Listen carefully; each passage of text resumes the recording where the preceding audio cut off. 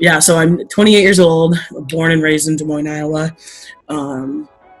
I have two degrees. Like I said, my first one is sports and event management, and then my second one is actually sports and athletic nutrition. So yeah, I was to a point in my life, and this was a little bit after my skating career.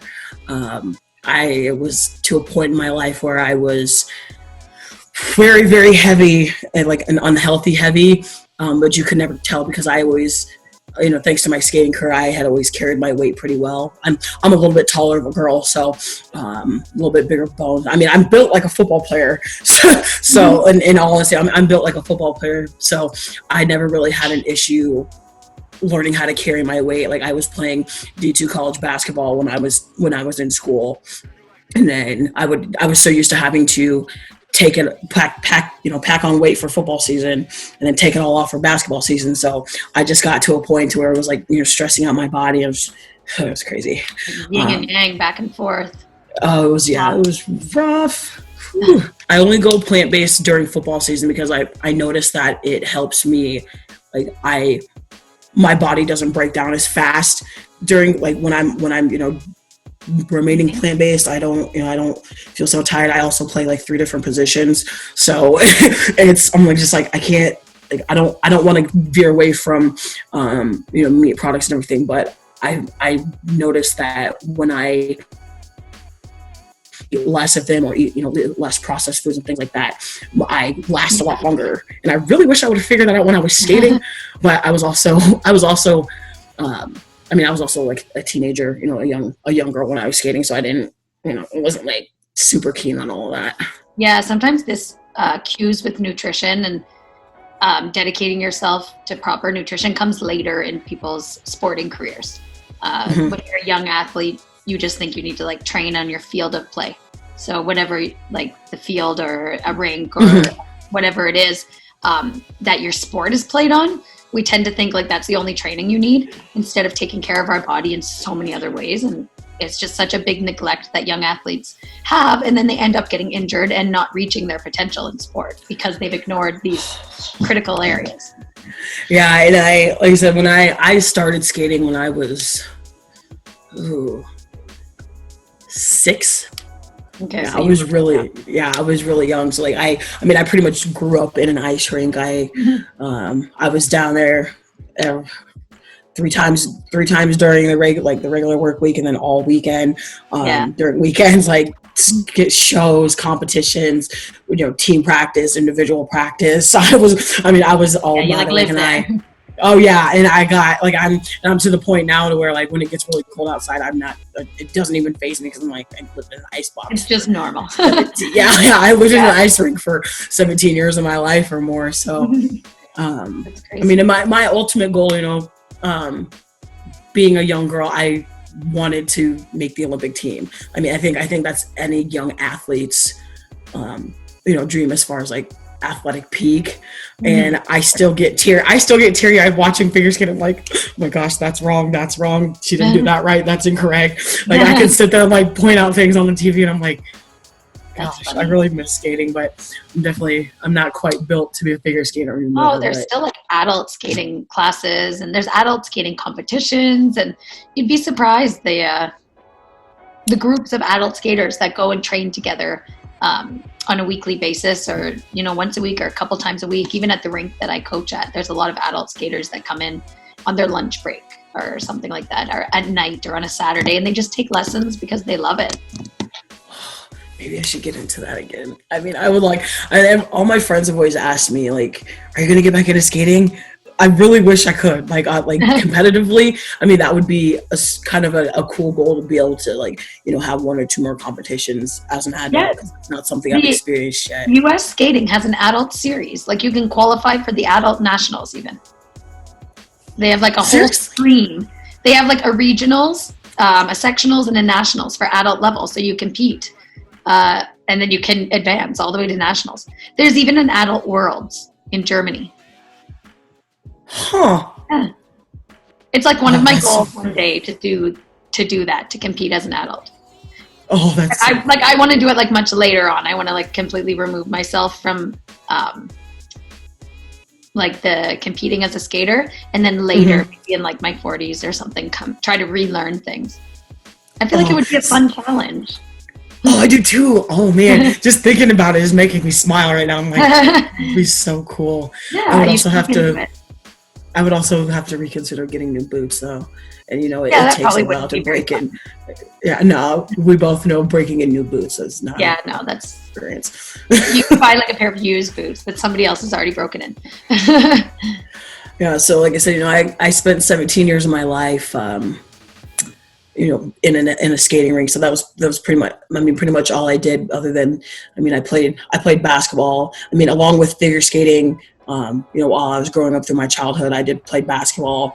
I played a little bit of football. I played softball. I pretty much did it all. But skating was always the first thing, that came. That was always first. It was skating, and then the other thing were skating and choir and skating. It was always skating first. Well, school skating, and then everything else. So, extracurriculars, yeah. Yeah, I was kind of a social butterfly, I guess.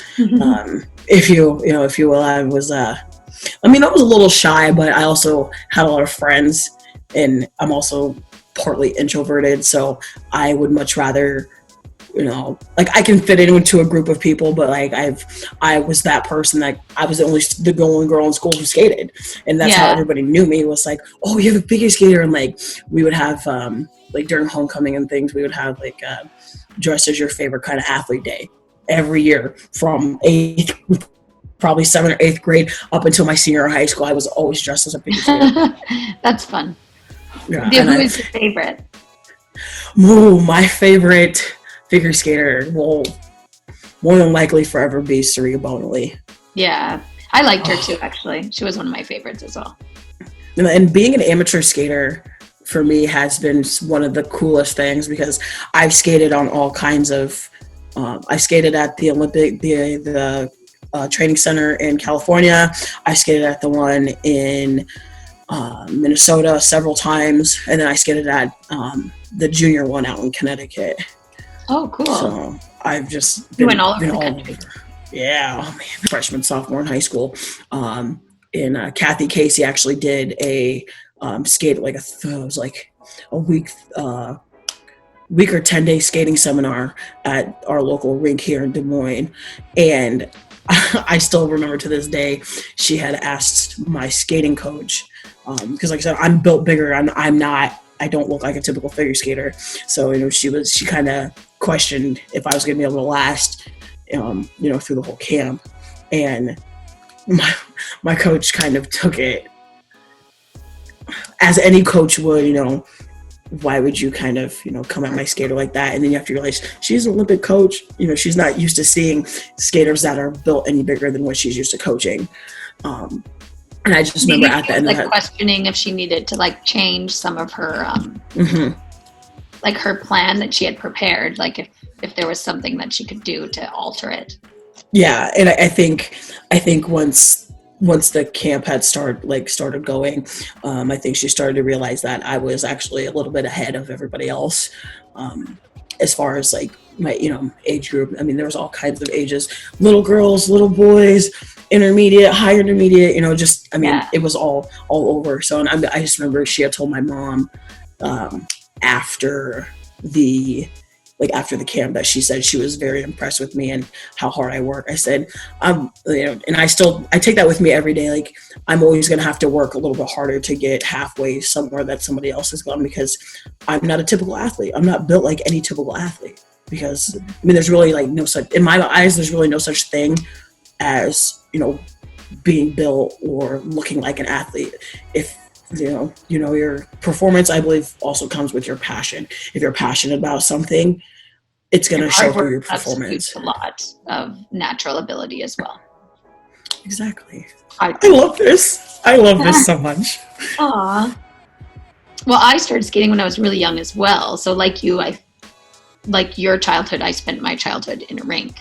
I started skating when I was 3, and I'm from a city in northern Ontario, and it's a really small town, and pretty much in small towns in Canada, you learn to skate.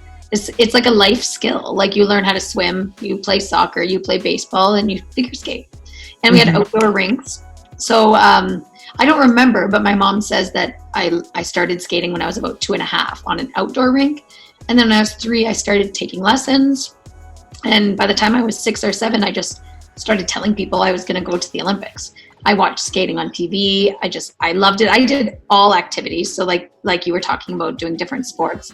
I played soccer, baseball. I did tennis lessons, swimming, skating, kind of everything. And then I got better at skating. There was not so many days in the week. So I used to skate once a week, and then I got better. So I had to skate twice a week. So then we had to get rid of that activity that was that day and replace it with skating. And eventually I was just skating at least 4 or 5 times a week. And I would tell people all the time I was just going to go to the Olympics. And I remember at one point my mom told me to stop telling people that. She said it sounded silly to just go around, like for a 6 or 7-year-old to just go around and declare, I'm going to the Olympics. And I used to have pen pals all over the world, and we would write letters. And I had like a pen pal in Greece, and I would just write to them all about skating. And they were probably like, what is figure skating? Like figure skating is not very popular in Greece. And I would tell her I'm going to the Olympics, and she would respond to me, oh, that's really cool. And then my mom would see these letters and be like, you need to stop telling people that. But I knew it. I knew since I was a young child that that's what I was going to do. I really, and when I was 14, I moved away from home to train at a more elite center. So I ended up moving about 3.5 hours away from my house. I lived with other families, and I would just skate and go to school all day. And I trained at a really big center that had a lot of elite skaters that were competing at the Worlds and the Olympics. So that was kind of my introduction to like real elite sport. Sorry, my dog may bark in the background, so you guys get a lot of reality. Okay. I have 2 dogs, and they like to bark. Yeah, so skating was always my life. I always knew I was going to go to the Olympics, and I had quite a long journey to get there. I only, in figure skating, we see a lot of teenagers at major events, and I only really got started competing at a high level when I was in my mid-20s. So at a really, really international high level, I should say. Mm-hmm. But over the years to get there, I always knew I was going to do it. So every time I hit an obstacle or I had a failure, I didn't qualify for 2 Olympic teams. Twice I was in an alternate position. And I just never doubted. I was like, that's okay. I'm going to go next time. I'm going to work harder. I'm going to do it next time. Something in me just knew in my gut that this is what I was meant to do. And I love it. I loved it, and I still love it. And it was great memories in my life. Okay, so tell me what it's like to go to the Olympics. What's the atmosphere? What were you feeling? Were you able to get on the Olympic team as just a solo skater, or has it always been you and Eric? So I tried to make the Olympic team as a solo skater, and I failed to do so. And because I just wanted so badly to compete at the Olympics, when I wasn't able to do it in singles, I said, well, I'm going to try pairs. So that's why I decided to try skating pairs. And before I skated with Eric, I had another partner. And him and I competed for 3 years. And in 2010, we went to the Olympic qualification, and Canada could send 2 pairs, and we finished 3rd. So we just and my partner quit because he was from Vancouver, and that's where the Olympics were. So he wanted to skate just to go to the Olympics in his hometown. So when we didn't make it, he retired from skating and moved on to kind of with the rest of his life. And I found Eric, and I started skating with Eric, and that's really when my career took off. I guess you could say Eric and I were really meant to be a team, and we worked really well as a team. I think that was one of our greatest strengths, was our ability to work together and be adaptable to each other. We were very, very different people. So you play on a team with a lot of different personalities and different people, and you have to take all of these different personalities and independent skills and fuse them together to create a great team. And that's something that Eric and I were able to do really well. Of course, it's different. We were only 2 people, but we were very, very different people. Eric's a very quiet person. I'm extremely extroverted. He has a really long, lean body, a little bit more graceful and balletic. And extremely short and compact and muscular and powerful. So yeah, we had to blend to find a balance that worked for us. And we qualified for 2 Olympic Games. We went into both those Olympics as Canada's champion. So we were the top in our sport in Canada when we qualified for the Olympics. And I had 2 totally different Olympic experiences. So my first one was in Russia in 2014. And pair skating in Russia, pair skating is it's a very traditional sport in Russia. So we were kind of like walking into and figure skating is a very political sport. So when we went into the Olympics in Russia, it felt like we walked into the rink and our backs were already against the wall. It like the results were already, we felt like the results were already decided. We were in Russia competing against 3 Russian pairs. All of a sudden, those Russian pairs started scoring way higher than they'd ever scored before. And I remember being on the 6-minute warm-up. So in figure skating, we get a 6-minute warm-up before we compete. And we were on that 6-minute warm-up with Russians. And the figure skating audiences are usually very quiet and reserved. Okay, like we don't have the hootin' and the hollerin' that football and hockey and baseball and basketball have. It's generally just very quiet and polite. So we're not used to people chanting and screaming. So when we got on the ice for our 6-minute warm-up in Russia, the building was shaking from Russians pounding the floor, just screaming, Russia, Russia, Russia. And I was on that warm-up and I was like, oh my God, I feel like I just entered a hockey game. Like I'm in, like all of a sudden I'm on the ice in the middle of a hockey game. I'd never heard something like that. And it was so distracting.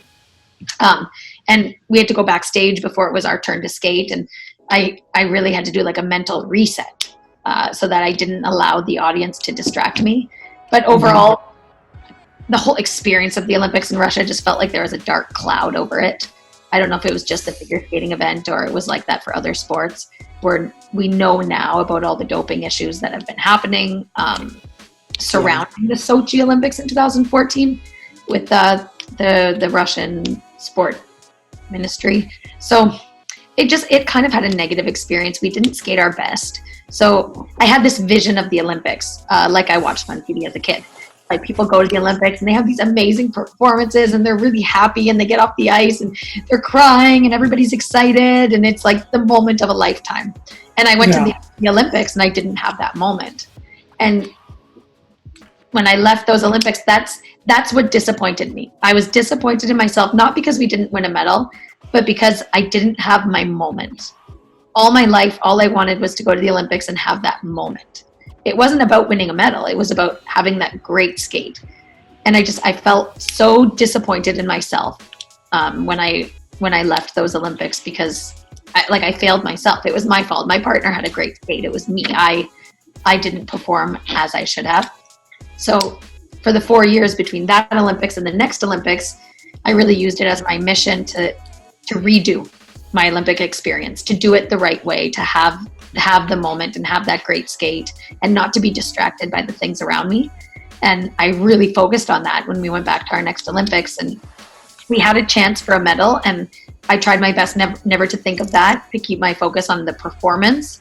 And I knew that when we got off the ice at the Olympics, if I knew I did my best and I was happy, that was worthy of a medal, regardless if I won one. And I focused on all the right things and prepared in all the right ways. And I got to have my moment and I got to have 2 Olympic medals. So I kind of overachieved that. Oh, that's so cool. Oh my God. Oh man, that's so cool. I can't. Medals. I'll grab them for you. I'll show you through. Yes. This is so cool. Come in these, so they give you these really nice boxes. I don't know if you can see the engraving. I don't think you can because my lighting. But the boxes have the design of the Pyeongchang Olympics. Mm-hmm. And then you open it, it's a place to store your medal. I don't know, my light's not very good. No, I can see it. Oh, wow. You can't see how heavy it is, but it's really, really heavy. So this is the gold that we won with Team Canada won the gold. And my partner and I, by ourselves, won the bronze. So that was I value bronze a little bit more because it's the one that I won myself. The gold, I got help from my teammate, like from a big range of teammates, but this one is like truly mine. And so that it looks like wood, the bronze one. It's kind of looks wooden. And then it has the logo, it says Pyeongchang, and it has the Olympic rings. And it's really... Oh my gosh. That's thick, man. So that is thick. I keep them in these little boxes by my fireplace, and every so often I go to check them to make sure nobody stole them. Yeah, I mean, those things are... Stole my medal. You don't just come across those anywhere, so no. I probably would be doing the same thing. They kind of just sit like this on my fireplace. For the longest time when I came home from the Olympics, I just had them sitting on my dining room table, and I was like, what do I do with those? Where should I put them? And I take them out when I go to events and stuff. There's some wear and tear. There's some bangs. There's somebody spilled chocolate cake on a ribbon. Oh man. Yeah, they've been used, but I mean that's what they're for, right? Absolutely. For the country, so they're to be shared. Oh man, that is so cool. Oh gosh, I love all of this right now.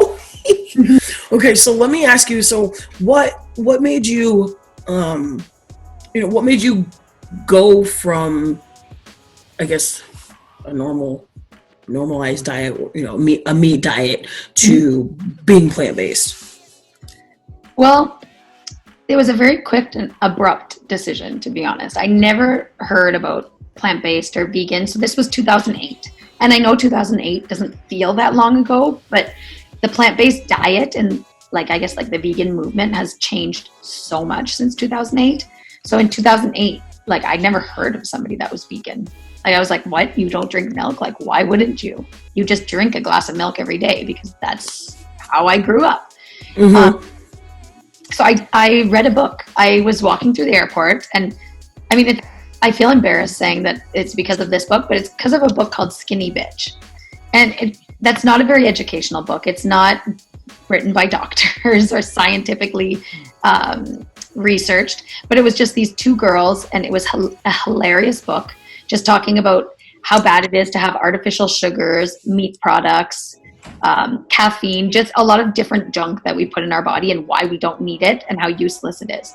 So I read this book. It's pretty skinny. It wasn't very big, maybe 200 pages. I read it in one night, and I woke up the next day and I was like, okay, I'm going to try this thing. I'm going to try to be really healthy and be vegan. And I also tried to quit Diet Coke the same day. And it was so much easier to be a vegan than to quit Diet Coke. That was... I love it. I love Diet Coke. So, I mean, that was hard, but deciding to be vegan, I felt like it felt right. I never really ate a lot of meat. So I never liked meat. I would kind of be like, oh, I should eat some chicken because I'm supposed to have some protein. Every few days I'd be like, oh yeah, I should eat some chicken, or I should eat some turkey. I didn't know that much about nutrition, but I wanted to try this vegan diet. And then I started to feel really good. I started to notice so many changes. I was sleeping better. My energy was better. My skin kind of cleared up. I was able to focus and concentrate for longer periods of time. That was something I do lose my focus still really easily, but I used to lose it a lot quicker. And I was able to recover from training sessions like never before. And I was stronger. I could train longer. I didn't feel the lactic acid burning in my legs. It made me stronger. It made me better. And I was like, oh, this is really cool. So I dove in more by studying holistic nutrition and trying to learn the right way to eat. So I wasn't just eating bread all the time and chips and bread and peanut butter and stuff like that. I tried to learn more about whole foods. So I wasn't eating processed stuff. And by now the world has changed so much that you can find amazing vegan food, and there's vegan restaurants and vegan cafes everywhere. But in 2008, it really wasn't the case. I feel like I'm talking about the cave days, but 2008 wasn't long ago. But for vegans, it was so different. I mean, and I think even for a carnivoristic diet, I think I would have to agree as far as I think times have changed for, those mainly meat eaters as well. Say 2008, I was a sophomore in high school. So I was used to having, three courses a day, breakfast, lunch, dinner, and then maybe a snack in between, after school, before, practices or something. And then I would have like my eating schedule while I was at the rink on the weekends. So, depending on whatever focus was for that weekend would depend on how much I would or wouldn't eat. Because, as you know, you never want to go into a practice or a competition on a full stomach of any kind. That's not a good idea. But you don't want to be full. Yeah. You want to give yourself enough, enough of the nutrients to kickstart your body and your organs and, get going so we can have a good skate or have a good practice, but you don't want to overdo it. So that's something I found when I started following a vegan diet and eating plant-based. I found that I could eat a large amount of food and not feel full. And that was one of the benefits. I never got that like post-turkey dinner where you're like, oh my God, I ate too much, my stomach hurts, I'm so exhausted. Since I've been vegan, I never feel that fullness unless I eat like cake and processed foods, but I mean, just a healthy whole foods, plant-based meal never leaves me feeling sluggish or heavy or, okay, I want to go to sleep now. I just finished that big meal. I want to sleep. Like that's something that I never felt since I've been eating plant-based. Oh, I love this. This is so cool. I love all of this right now. Oh man. So what's one piece of advice that you would give somebody, that wants to either try a couple vegan meals or try switching over to a vegan diet, I guess we'll call it as a full-time vegan. Mm-hmm. Yeah, it's been almost 12 years that I've been like dedicated to a vegan diet. See, I'm an extreme example where I do things all or nothing. So I went in like cold turkey to become vegan. Not the case for most people. I realize that there's very few people that would do something like that so drastically and be successful. So I don't advise that to people. I know that was the case for me, but I know that I'm a very rare human being. I think that people should start a little bit eliminating foods one by one. So the easiest and most healthy one to eliminate first would be red meats, and to kind of work, and dairy, and work your way from there, and look for alternatives. So you don't if you don't eat eggs, it doesn't mean that you can't ever have a dish that has eggs in it. There's so much egg alternatives. I mean, I make scrambled eggs all the time with vegan egg powder. When I do baking, or I do a lot of baking because I love to bake, sometimes I take non-vegan recipes and I just turn them vegan. And instead of an egg, I make a chia egg. And that's just using 1 tablespoon of chia seeds mixed with 3 tablespoons of water. You let it sit and it creates like a jelly, and that replaces the egg in a recipe. So it's important that you can look at alternatives, and it could keep you like less deterred, because it doesn't mean that you have to change everything you're eating. You're just substituting different things into the meals that you love. So if you love meatloaf and you're like, oh, if I go vegan, I can't eat meatloaf anymore. Well, for sure you can. There's amazing meatloaf recipes that are made out of vegetables and lentils that you can eat. Or like, oh, if I'm vegan, I can't enjoy scrambled eggs. You can make scrambled eggs from the vegan egg powder. You can use tofu. I crumble up tofu and make scrambled eggs like that. Like there's a Just Egg, which is another substitute that makes a really good scrambled egg. So you need to take the time to know what your substitutes can be. You don't need to eliminate your favorite foods. You're just changing what company you buy those favorite foods from. I guess I can say that's a good way to do it. One of the things when I talk to people, what worries them most about being vegan is not stopping meat, it's cheese. That's the most, the thing I get the most, oh, but I love cheese. I just love cheese. There's so much nut-based cheese now, and I even made my own cheese from cashews, and I made like a brie wheel, and it turned out amazing. It tasted so good. I actually have, you can't see it very well, but I actually have a block of this marble cheese made out of cashews that I was going to eat with crackers tonight. Oh, and it looks like a block of marble cheese. And I'm looking at it, I'm like, I feel like she's lying to me, but I know she's not. And it tastes good. Like there's so much you can find. at your local grocery stores, at specialty Whole Foods type grocery stores. You can order online. There's a website called veganessentials.com. And for years, I've been ordering. Sorry. It's okay. There's no one there. For years, I've been ordering stuff from this veganessentials.com website. And especially in Canada, we don't get a lot of the same stuff that you guys have in the States. I think in the US, they had oat milk for months before oat milk made its way to Canada. Like, it's really crazy the difference that I see. So Vegan Essentials is based in the States, so I can get a lot of stuff off that website that aren't available in Canada. But yeah, going back to like your basic question was, I would find the substitutes to your favorite food. So you're not going to not eat cheese again. You're just going to eat a different version of cheese that tastes really, really good. Oh, this is so cool. Oh man, I love all of this. Like, this is, I love this. Okay, so this kind of goes off of plant-based, diets and everything. But what would you say to somebody who wants to be an aspiring Olympian? Health-wise, or in general, health, athletics, doesn't, any advice that you can give somebody that wants to become an aspiring Olympian, essentially. Yeah. Well, this is cliche, but I would definitely advise them to keep working hard and always set your sights on being the hardest working person in the room, because there's no substitute for pure, simple hard work. It can take you so far. And I feel like in today's society, with all these quick fixes and quick things that everybody wants, sometimes pure hard work gets forgotten. And I made a career on just simple hard work, grind, day in and day out, doing the grind, pushing yourself. And then that's when you're going to start to see improvements. I would also advise anybody that aspires to be an Olympian, which means that you are or want to be an athlete, to take care of your body. Your body is your tool. Your body is your job.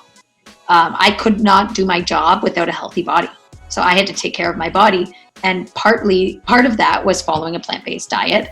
Part of that was waking up early in the morning and doing yoga before I went to train, because my back was so seized up, I needed to get it moving. Part of that was going to see therapists every single day to help me take care of my body.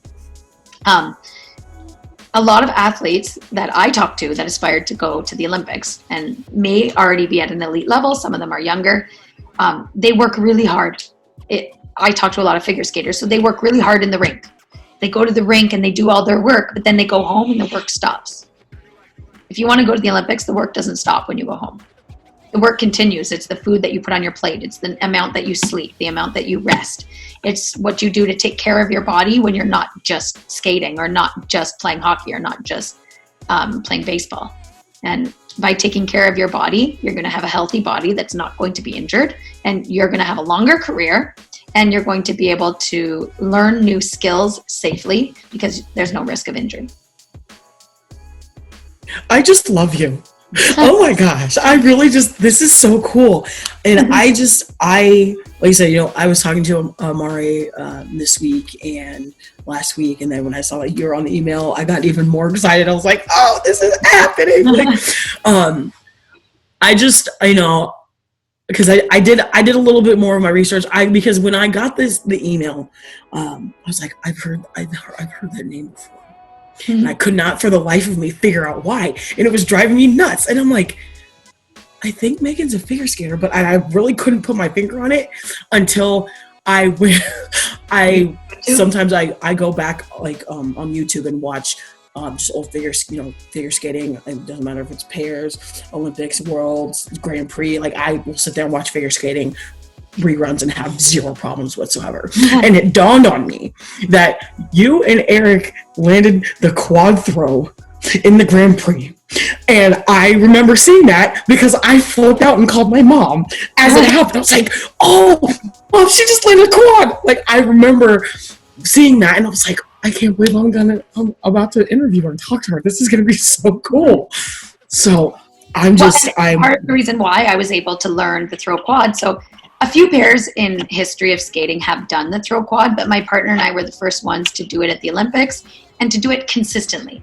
So the ones who had done it in the past had kind of like done it once and then never did it again. Or they tried it but never would successfully do it that often. My partner and I were really the first ones to consistently do it. But the reason I could do that was because I took care of my body.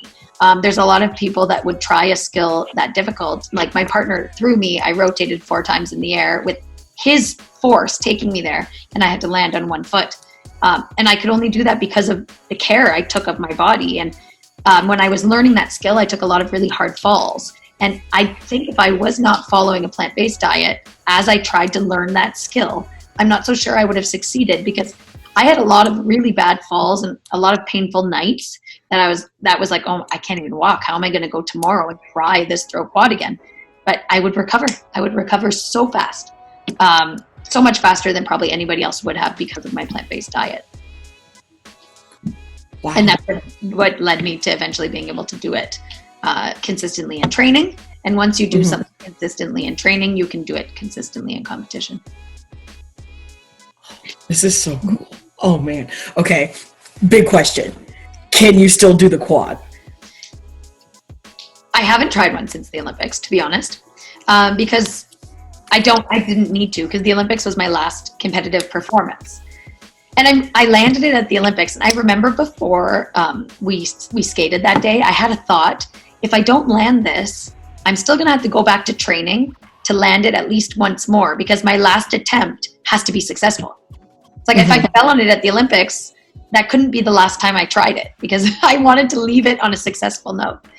And because my partner and I don't compete anymore and we just perform in shows, I didn't need to practice something that difficult. I think I think like it may take like 2 or 3 weeks, but I think I would still be able to do it, but I just have no need to. And I really don't have any desire to. I feel very, very accomplished with the success I had with it. I haven't felt an urge to try one since the Olympics. Oh, I mean, absolutely. I maybe 5 months ago, so I don't know if it's even worth the risk anymore. Yeah, but still to be able to say that you still think that you could pull it off is awesome. Well, I think I could. I think that there's a sense of muscle memory that athletes have. It would take a little bit of a learning process, but we still do that throw as a triple quite easily. So I have the feeling of the actual jump.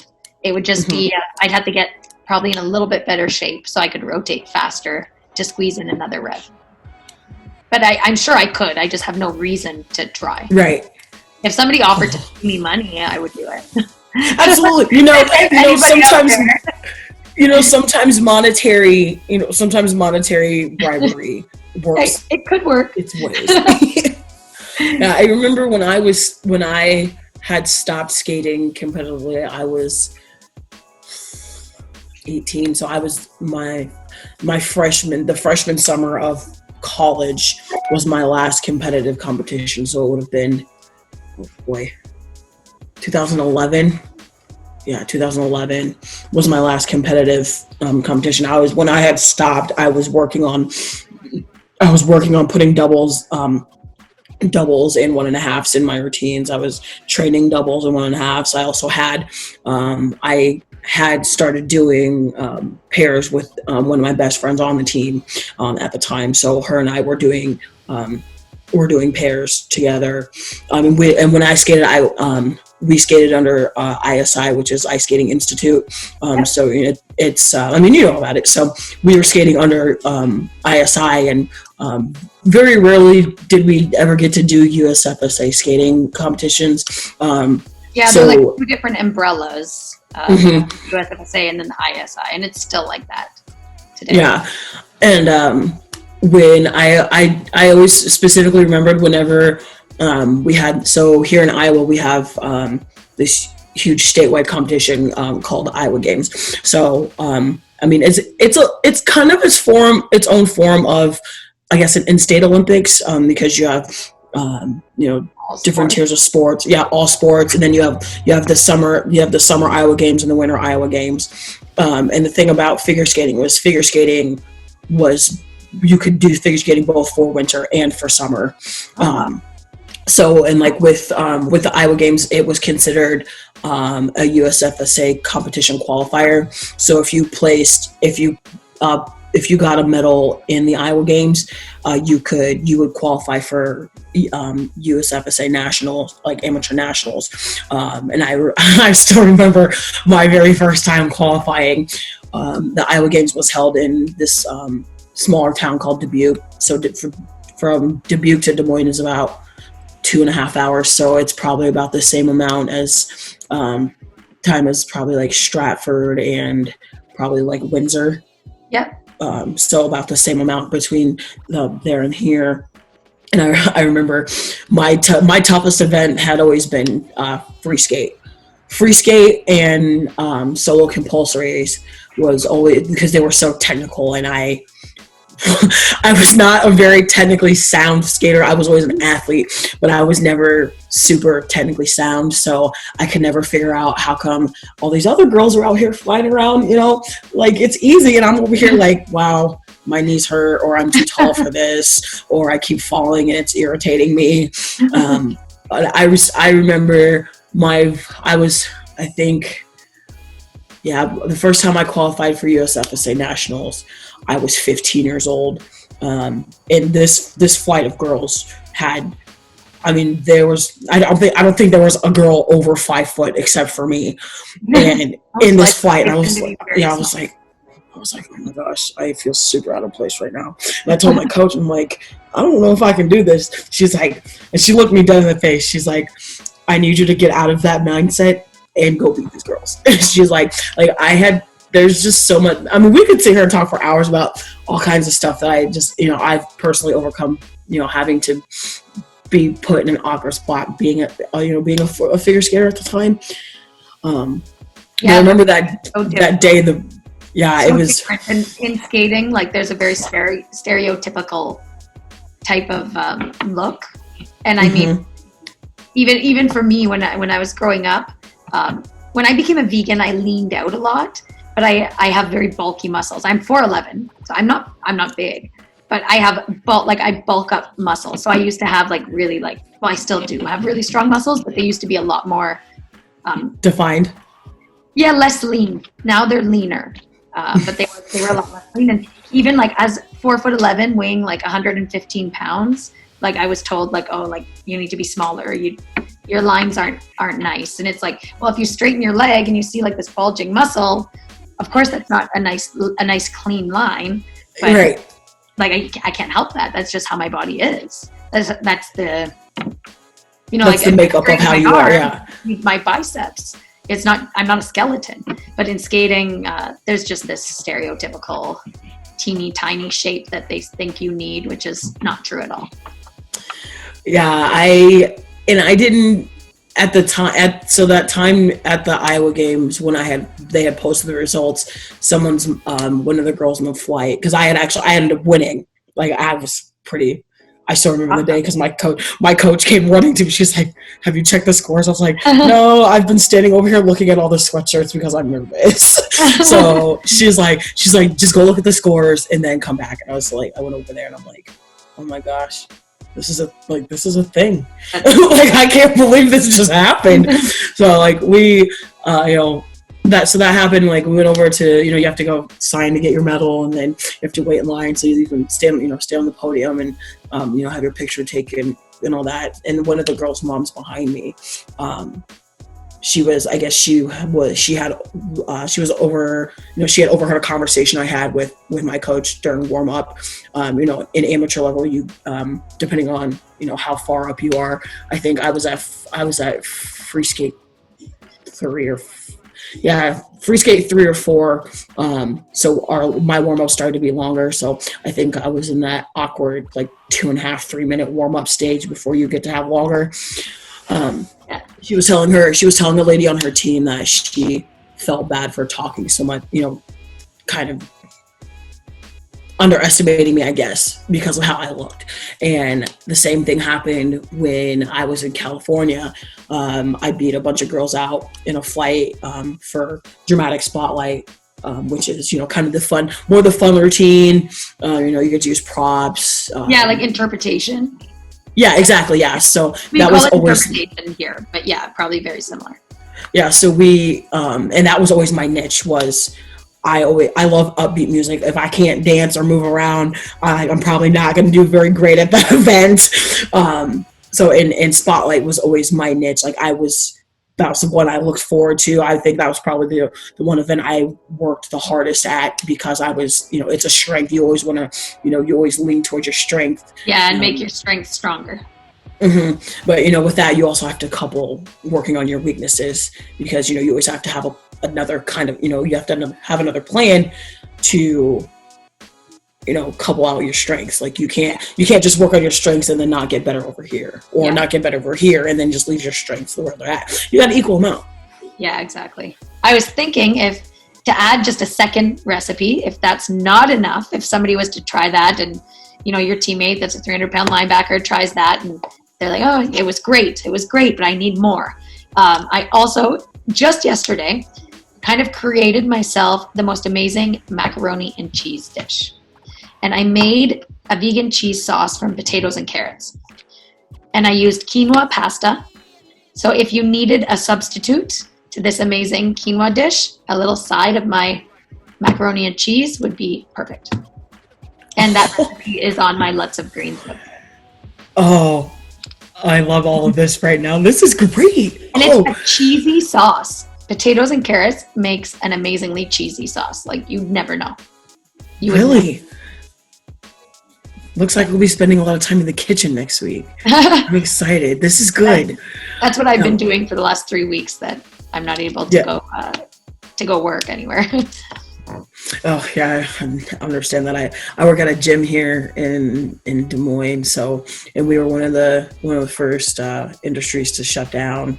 And I'm just like, I can't go to the gym and work out. I can't go to work. So what am I going to do for work out at home? Actually, that's what I do all day. I teach online workouts on Zoom to figure skaters. Wow. Yeah, like core strength, I need to get into this. Ability, cardio. We do all sorts of stuff. No equipment. And I have posted 8 workout videos on my Lots of Greens YouTube channel. So if you want to squeeze in a workout, I mean, they're not professional. They're like filmed on a phone, and my husband uploads them onto YouTube. But I've shared a lot of really cool exercises. So if you feel like trying something new, you could try that out. I am down for trying anything and anything at this point. You can, and I think that's the thing about being an athlete is most people nowadays, kind of like you said earlier, get used to training just in their realm of sport and not really training as an athlete. Just, I'm going to train for the sport that I perform in or the sport that I play, football, figure skating, whatever, basketball, whatever athletic it may be, but they're not training to be an athlete. And I think that's what's taken me so long to figure out, like, I have a very scarily uncanny athletic ability, and I always attribute that back to figure skating. Like everybody, like every year that I've played football, this would, if this, if all these, quarantine bans get lifted and everything, I'll be going on my 10th season, and I'm only 28. I'm not even 30 yet, and I've been playing 10 years of, semi-pro football, and I'm still forever grateful. And I think, like, every coach, I've had former NFL players as coaches. I've had high school coaches. I've had former players as coaches. I've had probably every type of coach there is, and they've always attributed the fact that I'm very athletic and very quick for my size. And I said, well, that is 17 years of being in an ice rink, and 17 years of doing footwork, and 17 years of doing toe pick ladders and laps around the rink and, off ice training. So, and I attribute that to, I attribute my athletic ability to figure skating alone, because if I didn't start figure skating, I don't think I would be, I definitely wouldn't be half as dedicated to everything else that I do, because I was so dedicated to being a figure skater when I was growing up. So it was always, and kind of like you said earlier, the world we live in now is very, I want a quick fix. I don't feel like waiting. I want to do it done and now get my result. And then in the end, in the long term, you end up, your career stops, shorter, you're not able to last as long, things, you're not able to build that long lasting career like you have. So that's what I'm trying to get to. So, and I had kind of a, I guess epiphany is the good, is kind of the term you can use. Last summer, I actually, I took a summer trip to Colorado for the league. The other league that I was playing for at the time, so we have like this big all-star weekend, everybody from the league, who gets chosen to be all-stars gets to go and play a game, and do all kinds of fun activities and stuff, championship games, all that stuff. So they actually had an Olympic powerlifting combine at the out in Colorado at the Colorado School of the Mines, was where the weekend event was taking place. So I only made second team that year. I decided, well, I don't want to take this trip to Colorado and not do anything. So, and we had been to Colorado previously that season, and we took a trip to the Olympic Training Center, like the big one out there. Yeah. And I've never been to Colorado, but I've been in Lake Placid to the Olympic Training Center. In Colorado, we didn't even get to take like the full tour. We just took the visitors tour, and my head flew off of my shoulders. I was just so starstruck. I'm like, because I've always wanted to, to even just step foot in here and just be able to, look at some things. So like I said, we were there previously in the spring.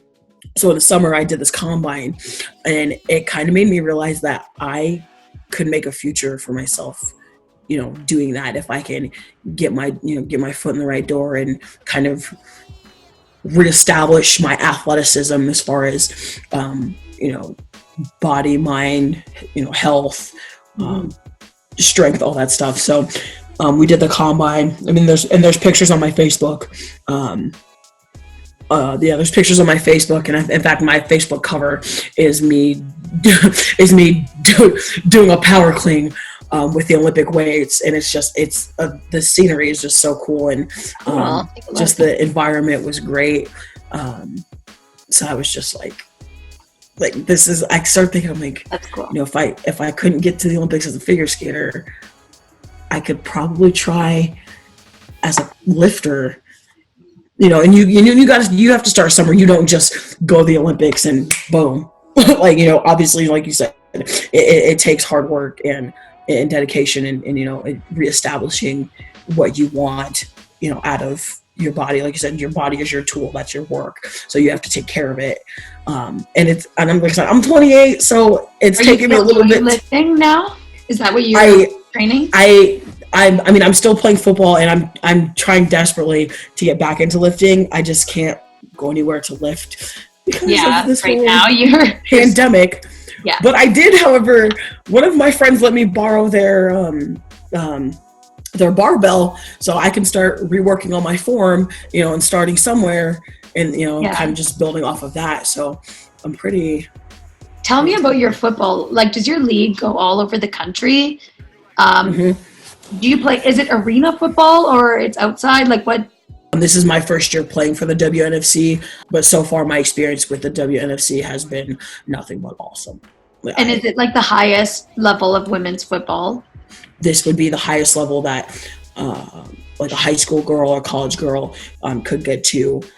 What we've done so far as a brand and as a team and as a player is something to be very proud of, especially because this is only our second season being an installment of an organization. But the WNFC has just taken off. It's just whoosh. Like I've had so many opportunities just switching from the league I was playing for to this one. I mean, for instance, talking to you right now. I never thought that would be a thing. And then before all of this had happened, the team owner for my team, so I play for the Nebraska Nite Hawks, but I live in Iowa, so I couldn't ask how that works. Yeah, like, you play for a team in the town that you live, or you just commute? So I I used to play for the team here in Iowa. Like I said, I've been playing for 10 years, so I've played for 4 different teams. Two of them like local, and 2 of them I would commute to. So my last commute before playing for Nebraska, I actually played for the Madison Blaze up in Madison, Wisconsin, which is a little bit closer to you. Yeah, up north. Up north yeah. For you, but south for us. Yeah.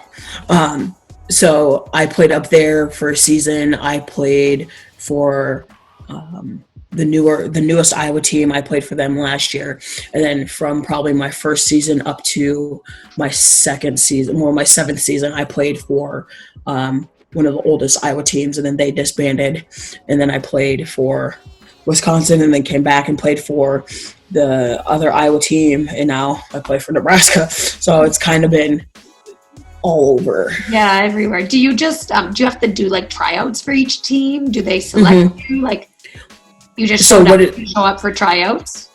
Mm-hmm. So it's a tryout based system. So everybody's free to. Tryouts are open to anybody, any female 18 years or older that wants to play. Try out. You do different drills. The coaches and staff kind of look at what positions are looking to be filled. What you would bring to the team as a player, a future potential player, and then they kind of just go down the list from there. Check off, stuff like that. So I've just been grateful enough to be able to continuously do this for the past 10 years or so. I mean, like I said, I played tackle football in like 8th grade and freshman year.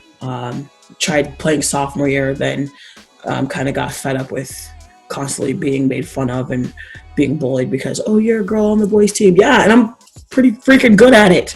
I just it was high school is not high school. No, and there's a lot more girls playing football now than there was when I was in school. The era, I mean, like I said, I'm 28, so like the era I grew up in was kind of in between like baby boomers and actual millennials. So like, now millennials nowadays are like, oh, there's a girl on the team. Okay, cool. And baby boomers are like, oh, you're a female, so you should be tending to the house or whatever have you. And having a balance is good. Yes. It's important.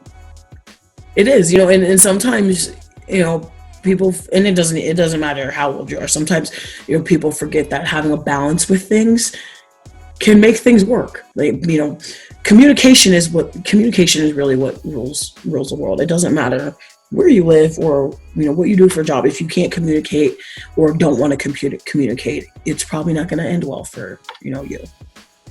Well, madam. That was really fun. I can hear my husband just finishing up with the dinner. So I think that he's ready. I think we're ready to eat after this long day. Absolutely. I agree. Well, I appreciate you so much for taking the time to, have a fun conversation with me. Oh no. We set our fire alarm off. It may wake up the baby. Where is she? Where's our camera? Oops. This has been such a fun night. Oh man. This is good stuff. I hope you guys enjoy.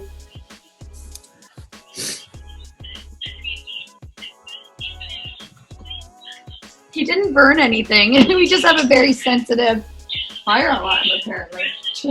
Well, that's good. You didn't burn anything. No, nothing is burned. Okay, I'm gonna go take care of this and make sure the baby doesn't wake up. All right, ma'am. If you guys need anything else, fire me an email, and then I can't wait to see the finished product of this. I'm so excited. Thank you so much. Thank you. Bye.